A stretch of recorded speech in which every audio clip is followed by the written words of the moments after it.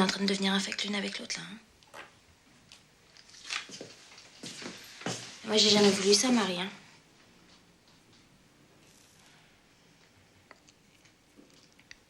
Faut que je te dise un truc. Tu remets cette clope dans le paquet. Attends, ça va pas, là. Tu remets cette clope dans le paquet. Attends, mais si tu crois que je vais me casser le cul à faire des allers-retours au tabac... Mais vas-y, mais prends-les tes clopes, pauvre conne, va. Ben, en fait, donc j'ai mis pas mal de temps à rentrer dans la profession. Je voulais être réalisateur, je voulais faire des films quand j'étais jeune, très très jeune même. Je sais pas, j'ai pas retrouvé l'origine de ce désir. Mais voilà, je voulais faire des films, je voulais être réalisateur. Et à l'époque, comme je suis d'origine italienne, c'était les films de Fellini, Visconti, Ferreri qui m'inspiraient. Et mais j'ai mis beaucoup de temps à... J'ai été faire une école d'acteurs, une à Paris, Blanche Salan, et une à New York, où j'ai vécu je suis parti à New York pour faire cette école. Et je me suis marié, je suis resté à New York, je me suis marié avec une Américaine. Et puis je suis revenu en France. J'ai fait des études en auditeur libre, un peu de philo, parce que j'avais arrêté à 16 ans. Et après, j'ai commencé, mais tardivement, donc, à trouver des petits boulots dans le cinéma. Mon premier boulot, je crois, c'était stagiaire électro. Après, je suis parti sur plusieurs films comme ça, comme électro.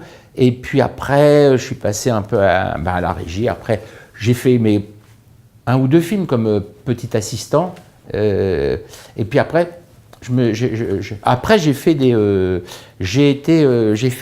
en tant que réalisateur, j'ai fait des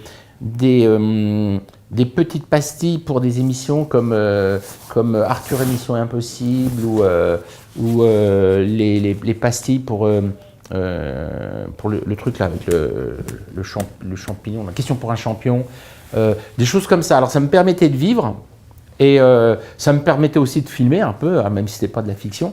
Et ça me permettait aussi d'avoir du temps pour écrire mes scénarios. Et puis alors après, j'ai fait des courts-métrages. Et c'est par le court-métrage que je suis arrivé à apprendre techniquement ce que c'est qu'un plateau, ce que c'est que faire un film. J'ai fait 3 courts-métrages. Puis après, j'ai fait La vie rêvée des anges. Après La vie rêvée des anges, j'ai fait de la pub pendant 12 ans, je crois. Et comme je voulais vraiment faire j'ai fait Le Petit Voleur, mais Le Petit Voleur était déjà programmé avant La vie rêvée des anges, on va dire. C'était un film Arte. Et je voulais vraiment faire Julia. Et personne ne voulait me produire ce film-là. C'est-à-dire que plusieurs fois, il a failli être produit, et 3-4 fois, en France ou aux États-Unis, et ça s'écroulait à chaque fois. Donc en fait, je ne voulais pas partir sur un autre projet, mais il est passé 7 ans, 8 ans, je crois, avant de pouvoir financièrement monter Julia. Mais à chaque fois, je pensais que ça allait être possible. Et puis non, financièrement, il y avait toujours un truc qui faisait que ça ne marchait pas. Écoutez, madame, un brave garçon comme le vôtre, ça disparaît pas comme ça, ne vous inquiétez pas. Mon fils, il est pas comme ça. De toute façon, toutes ces histoires-là, c'est pas lui. Si vous trouvez quelque chose, ne touchez à rien. Ça lui ressemble pas. Je veux dire, même ses cours, il en a pas loupé. Il en loupe pas. Il est comme ça. C'est parce que je vais dans des librairies où je connais les libraires et ils me proposent des livres en me disant tiens, tu devrais lire ça. Et là, c'était à l'Arbalète à Bastille. Le libraire m'indique 3 livres. Il me dit je pense que ça peut t'intéresser. Et au dernier moment, il y avait des livres à côté d'eux. Et il me dit ah tiens, celui-là. Jette un coup d'œil dessus, il y a quelque chose dans ce livre-là. Et voilà, ça s'est fait de façon très fortuite comme ça. Et effectivement, en lisant le livre, il y a quelque chose au niveau de l'intrigue qui m'a vraiment intéressé. Après, on a changé la personnalité du commissaire. C'est pas du tout celle du livre. Mais on a gardé quelque chose du livre au niveau de l'intrigue. J'avais écrit avec ma collaboratrice artistique et ma scénariste, ma co-scénariste Lou de Fangé-Signolet, j'avais écrit un autre scénario et on n'a pas pu le monter financièrement, on n'a pas trouvé l'argent pour le faire. Et on s'était dit, attention, il y a vraiment une difficulté avec ce scénario-là, on va essayer d'avoir une autre histoire et à cause peut-être oui du genre, ça a été beaucoup plus facile de le monter. C'est un film de genre et il n'y a plus beaucoup de diversité dans ce qui est proposé à Canal ou à France 2. Il y a beaucoup de comédies, il y a beaucoup de... Mais donc ils étaient plutôt tentés plutôt partant pour le produire. Je connais bien Dany. Ah bon? Ouais, je lui ai donné des cours particuliers de français l'année dernière. En tant que professeur, on devine pas mal de choses sans qu'il ait véritablement besoin de mots. Mais il s'est confié à vous? Sa famille est aveugle, elle l'étouffe. Je sais pas pourquoi ce monsieur vous dit ça. Peut-être que c'est lui qui provoque ses humeurs chez mon fils. Si on fait cette battue, vous pensez qu'on peut retrouver son cadavre dans cette forêt? Pourquoi vous utilisez cette formule cadavre dans cette forêt? Jusqu'à preuve du contraire, on est là pour trouver des traces seulement. Où est-ce qu'il donne ses cours alors? Il a une pièce à lui, quelque chose? Ben, la plupart du temps là, sur la table, ou sinon parfois dans la cave. Dans la cave.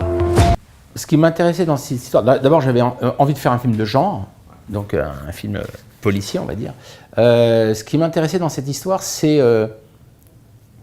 de montrer un commissaire dysfonctionnel, un commissaire qui... Alors, c'était pas dans le livre, ça. Un commissaire qui n'arrive pas à bien voir les choses. Et ça, c'était dans le livre. C'était de montrer des personnages comme ça qui se trompent. Dans le genre noir, il y a policier, il y a ou bien les personnages des commissaires qui sont justes, qui sont droits, et qui vont sauver la veuve et l'orphelin et qui vont trouver le coupable et qui vont se battre contre les méchants, ou alors ils vont se battre contre le mal, ou alors il y a les personnages qui sont eux-mêmes déjà infectés par le mal.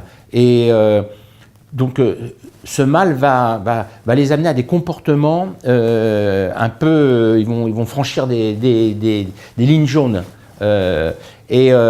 Ça m'intéressait avec le personnage de Vincent, tel que je l'ai réécrit, et avec le personnage de Romain, tel qu'il était déjà écrit dans le livre. Et donc des personnages qui sont, on va dire, dysfonctionnels. Il y en a un qui...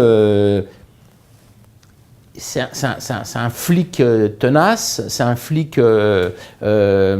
chevronné, mais c'est un flic qui dans sa vie privée, a des défauts et qui du coup va devenir dysfonctionnel. Ça va se répercuter dans son métier et du coup il va être projeté par ses propres manques, il va être projeté vers cette femme qu'incarne Sandrine Kiberlin.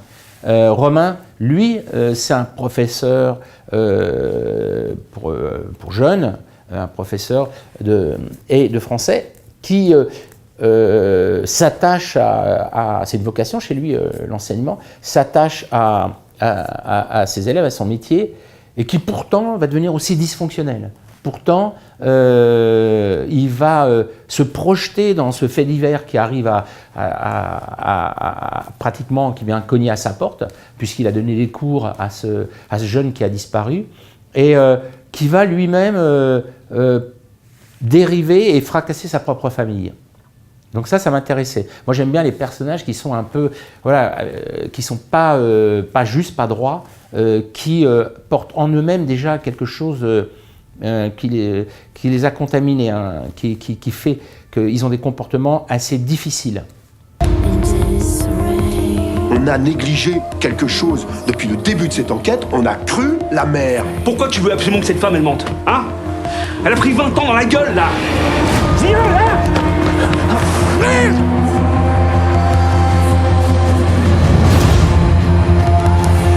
Votre mari, vous avez déjà parlé de Dany ou pas? Vous cherchez quoi en me demandant toutes ces choses sur Yann?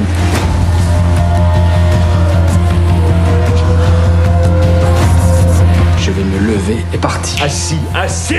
Par exemple, Julia, c'était aussi d'une certaine façon un thriller. Hein, c'est un enlèvement d'enfant, c'est une fuite,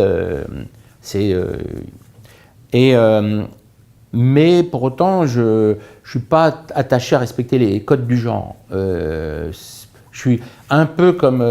moi, il y a un réalisateur que j'aime bien, c'est Cassavetes, et ce qui m'intéresse, c'est l'humain, c'est le vivant. Et les codes du genre, j'aime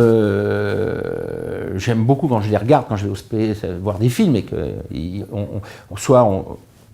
on les respecte, ces codes-là, dans les films que je vois, soit on en joue et on s'amuse. Tarantino joue vraiment des codes, quoi. Et j'adore ça. Moi, je ne fais pas très attention aux codes du genre, c'est pas ça qui me séduit. En fait, moi j'aime bien quand il y a des vraies compositions de personnages.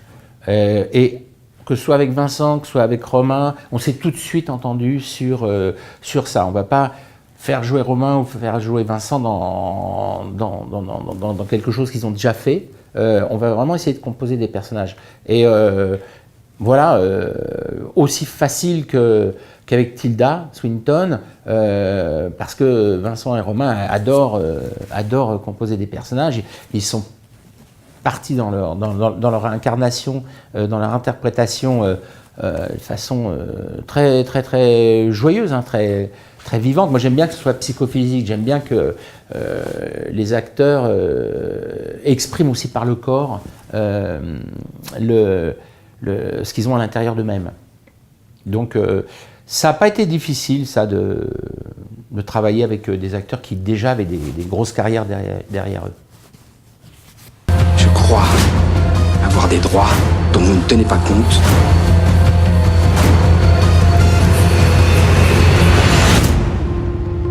Vous avez trouvé plus fort que vous, commandant.